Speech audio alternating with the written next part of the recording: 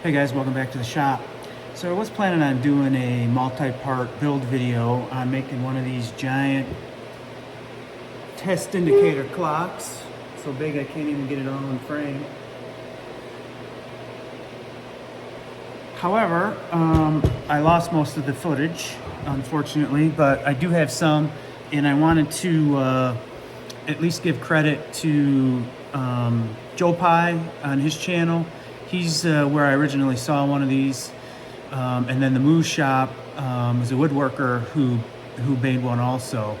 I wanted one out of aluminum so that it looked, more realistic.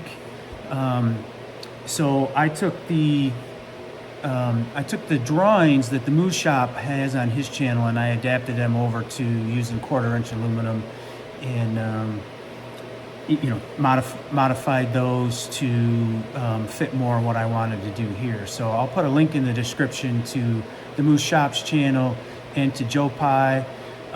If you're a machinist, you should watch Joe Pye's channel, especially some of his older stuff. He's a one-man shop in Texas. Very, very smart, intelligent man, and has some great videos to help you learn stuff, right? He goes through the math. It's a great channel. I love it. I watch all of his videos. So, but anyways, and I'll also put a link in the description to this clock that I used if you want to make it.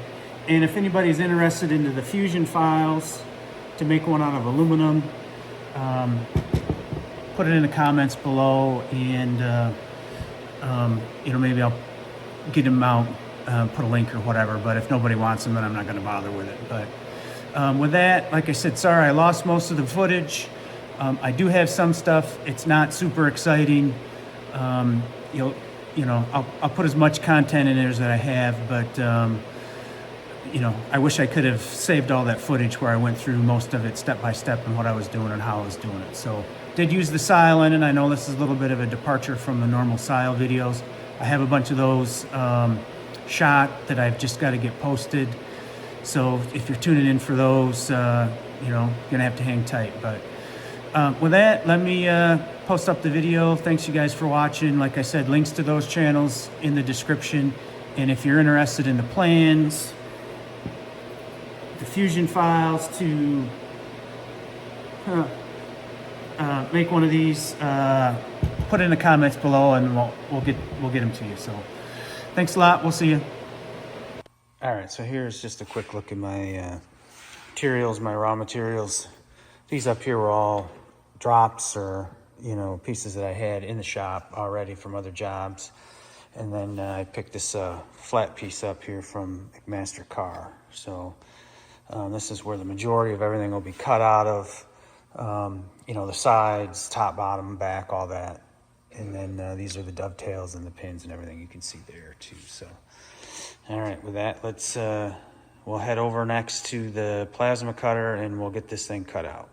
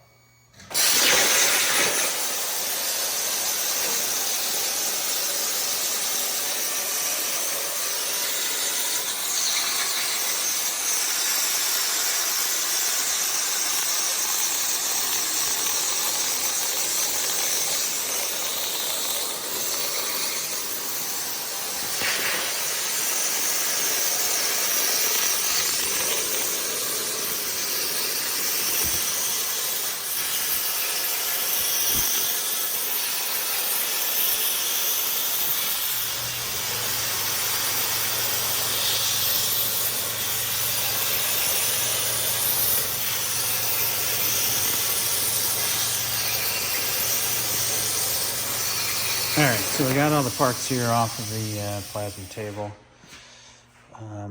They're all a little oversized on purpose so that we can touch up the edges. You know, the plasma table on aluminum especially doesn't, you know, leave the cleanest finish. If I can get this thing to focus here. There we go. Let's try. Yeah, that's good. Yeah, right there. So we'll throw them on the mill and just trim the edges and get them up to size. These side plates, I had a little trouble on this one. My tip blew out and caused a little bit of a real rough edge. We'll have to see what we can do with that. The plan with these is to like get one edge squared up on both of them and then clamp them together and then do all of the, you know, the finish work kind of as them as one piece together so that they're the right size or that they match both left and right. So to see how that goes, we're going to do some of it on the CNC, you know, once we get some sides squared up on it. So, all right, the next will be setting them up in the Bridgeport and trimming them to size.